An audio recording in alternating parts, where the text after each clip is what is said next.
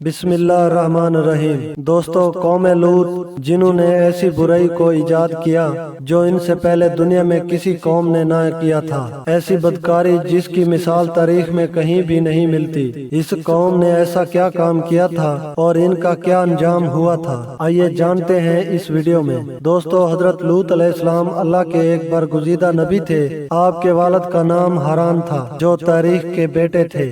آپ کی پیدائش عراب کے قدیم شہر اور میں ہوئی تھی۔ اس شہر میں ابراہیم علیہ السلام کا مسکن تھا۔ دراصل لوط علیہ السلام کے والد حران حضرت ابراہیم علیہ السلام کے سگے بھائی تھے، یعنی حضرت لوط علیہ السلام حضرت ابراہیم کے بھتیجے تھے، جو کہ حضرت لوط علیہ السلام کے والد ان کے بچپن ہی میں انتقال کر چکے تھے، لہذا حضرت لوط کو حضرت ابراہیم نے بیٹا بنا کر پالا تھا۔ آپ حضرت ابراہیم پر سب سے پہلے ایمان لانے والوں میں شامل ہوتے ہیں۔ آپ حضرت ابراہیم کے زمانے میں اہل سدوم کی رہنمائی کے لیے نبوت کے منصب پر فائز ہوئے۔ حضرت لوط کے بہت سارے معجزات ہیں۔ آپ جس وقت بارش کے لیے دعا کرتے تھے تو آسمان بادلوں سے بھر جاتا اور خوب بارش ہوتی تھی۔ حضرت لوط جس پتھر پر سر رکھ کر سوتے، اس پتھر پر آپ کے سر مبارک کا نشان بن جاتا تھا۔ سدوم وہ علاقہ تھا جہاں لوط علیہ السلام مبعوث فرمائے گئے۔ سدوم کے آس پاس 5 نہایت خوبصورت شہر آباد تھے، جن میں سے ہر ایک کی آبادی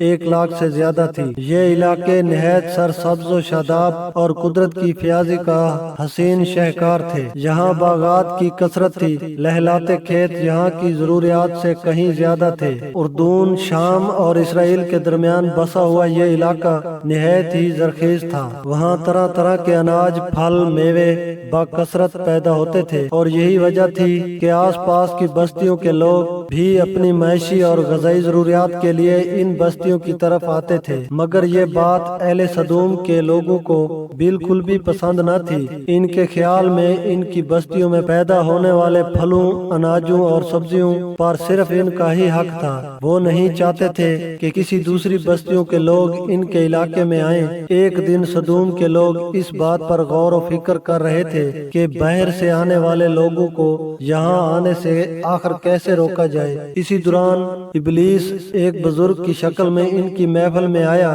اگر تم ان سے پیچھا چھڑانا چاہتے ہو تو میرے کہنے پر عمل کرو۔ اس اجنبی بزرگ کی بات لوگوں نے بہت توجہ سے سنی۔ ابلیس نے کہا، میں کل بتاؤں گا۔ دوسرے دن ابلیس ایک خوبصورت جوان لڑکے کی بھیس میں آیا اور انہیں اپنی عورتوں کی بجائے مردوں کے ساتھ بدفعلی کرنا سکھایا۔ ابلیس نے کہا کہ اگر تم ان بستیوں کے لوگوں سے نجات چاہتے ہو تو جو تمہاری بستی میں آ جاتے ہیں تو تم ایسا کرو کہ جب بھی کوئی شخص تمہارے علاقے میں آئے تو تم لوگ زبردستی اس کے ساتھ اپنی خواہش پوری کرو۔ اس طرح یہ لوگ اس بستی میں آنا چھوڑ دیں گے۔ اپنی نفسانی خواہشات کے لیے مردوں سے بد پھیلی اس قوم کا دستور بن گیا تھا۔ یہاں بے حیائی عام ہو گئی تھی۔ ہر طبقے میں گھر گھر یہ عمل پھیل گیا تھا۔ بھری محفل میں یہ لوگ اس فحاشی کے کام کو کر کے خوش ہوتے تھے۔ کوئی بھی محفل اس کام کے بغیر ادھوری سمجھی جاتی تھی۔ خاص کر مسافروں میں سے کوئی خوبصورت لڑکا ہوتا تو یہ لوگ اسے اپنا شکار بنا لیتے۔ تلمود میں لکھا ہے کہ اہل سدوم اپنی روزمرہ کی زندگی میں سخت ظالم، دھوکے باز اور بد معاملہ تھے۔ کوئی مسافر ان کے علاقے سے باخیریت نہ گزر سکتا تھا۔ کوئی غریب ان کی بستیوں سے روٹی کا ایک ٹکڑا نہ پا سکتا تھا۔ بارہا ایسا ہوتا تھا کہ باہر کا آدمی ان کے علاقے میں پہنچ کر پھاقوں سے مر جاتا اور یہ اس کے کپڑے اتار کر اس کی لاش کو برہنہ دفن کر دیتے۔ اپنی وادی کو انہوں نے ایک باغ بنا رکھا تھا جس کا سلسلہ میلوں تک پھیلا ہوا تھا، اور اس باغ میں وہ انتہائی بے حیائی کے ساتھ اعلانیہ بدکاریاں کرتے تھے۔ حضرت لوط علیہ السلام نے انہیں توحید کی دعوت دی اور بدکاری کے اس گھنونے عمل سے توبہ کرنے کا حکم دیا۔ حضرت لوط نے کہا، تم بے حیائی کیوں کرتے ہو؟ کیا تم عورتوں کو چھوڑ کر لذت حاصل کرنے کے لیے مرد کی طرف میل ہوتے ہو؟ حقیقت یہ ہے کہ تم احمق لوگ ہو۔ حضرت لوط اہل سدوم کو دن رات واعظ و نصیحت کیا کرتے، لیکن قوم پر اس کا کوئی اثر نہ ہوا، بلکہ وہ بہت فخریہ انداز میں یہ کام کرتے تھے۔ انہیں حضرت لوط کا سمجھانا بھی برا لگتا تھا، لہٰذا انہوں نے صاف صاف انکار کر دیا کہ اگر تم ہمیں اسی طرح برا کہتے رہے اور ہمارے کاموں میں مداخلت مداخلت کرتے رہے تو ہم تمہیں اپنے شہر سے نکال دیں گے۔ حضرت لوط نے نصیحت اور تبلیغ کا سلسلہ جاری رکھا، لہٰذا ایک دن اہل سدوم نے خود ہی عذاب الہی کا مطالبہ کر دیا۔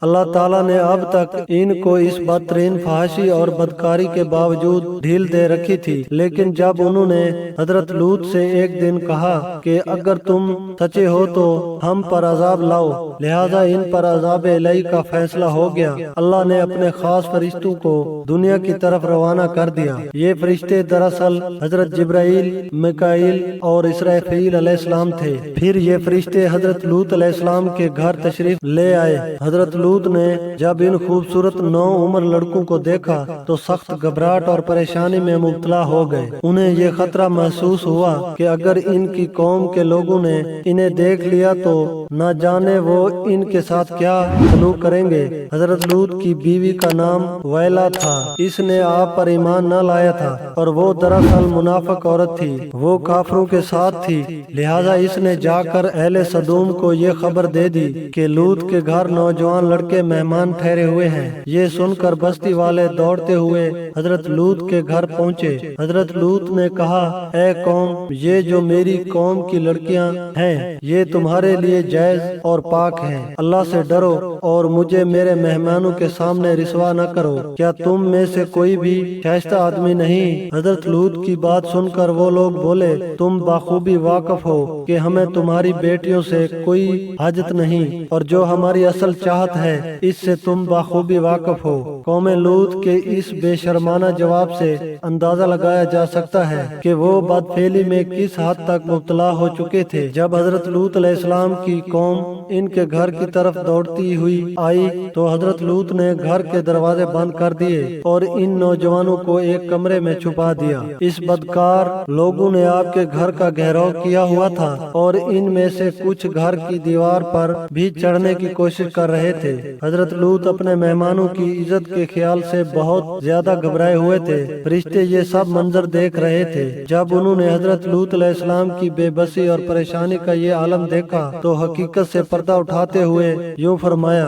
اے لوط، ہم تمہارے رب کے بھیجے ہوئے فرشتے ہیں، یہ لوگ ہرگز تم تک نہیں پہنچ سکیں گے۔ ابھی کچھ رات باقی ہے، آپ اپنے گھر والوں کو لے کر چل دو اور تم میں سے کوئی شخص پیچھے مڑ کر نہ دیکھے۔ اہل سدوم حضرت لوط کے گھر کا دروازہ توڑنے پر باضد تھے، لہٰذا حضرت جبرائیل علیہ السلام نے گھر سے باہر نکل کر اپنے پر کا ایک کونا انہیں مارا، جس سے ان سب کی آنکھوں کے ڈیلے باہر نکل آئے اور بصارت زائل ہو گئی۔ یہ خاص عذاب ان لوگوں کو پہنچا جو حضرت لوط کے پاس بدنیتی سے آئے تھے۔ حضرت لوط علیہ السلام حقیقت حال جان کر مطمئن ہو گئے اور اپنے گھر والوں کے ساتھ رات ہی کو نکل کھڑے ہوئے۔ بیوی بھی ان کے ساتھ تھی، لیکن کچھ دور جا کر وہ واپس اپنی قوم کی طرف پلٹ گئی اور قوم کے ساتھ جہنم واصل ہو گئی۔ صبح کا آغاز ہوا تو اللہ کے حکم سے حضرت جبرائیل نے بستی کو اپنے پروں سے اکھاڑ دیا اور پھر اپنے بازو پر رکھ کر آسمان پر چڑھ گئے، یہاں تک کہ آسمان والوں نے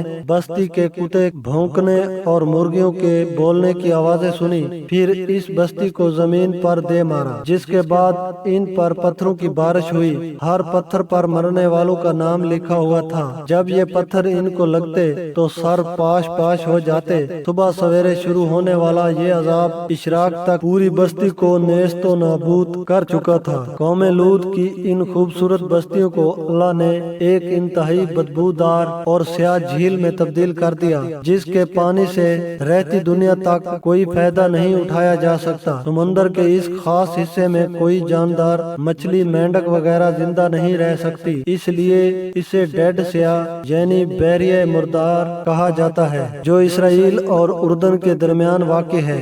ماہرین آثار نے 10 سالوں کی تحقیق اور جستجو کے بعد اس تباہ شدہ شہر کو دریافت کیا تھا۔ تحقیقات سے پتہ چلا تھا کہ اس شہر میں زندگی بالکل ختم ہو چکی ہے۔ اس شہر کے راستے اور کھنڈرات کو دیکھ کر آرکیولوجسٹ نے یہ اندازہ لگایا کہ جب یہ شہر تباہ ہوا تو اس وقت لوگ روزمرہ کے معاملات کے کاموں میں مشغول تھے اور یہاں زندگی اچانک ختم ہو گئی تھی۔ اہل سدوم جنہیں پتھر بنا دیا گیا تھا، ان کے بت ابھی تک بحر مردار کے پاس موجود ہیں، جو تا قیامت لوگوں کے لیے ایک عبرت ہے۔ آج یورپی ممالک میں انسانی آزادی کے نام پر اس بدکاری کی اجازت دی جاتی ہے اور اس فحش عمل کو فخر سمجھا جاتا ہے، مگر حقیقت یہ ہے کہ ہم جنس پرستی بالکل فطرت انسانی کے خلاف ہے، جس سے انسانی معاشرہ تباہ و برباد ہو جاتا ہے۔ روایتوں کے مطابق ایک مرتبہ حضرت سلیمان علیہ السلام نے شیطان سے پوچھا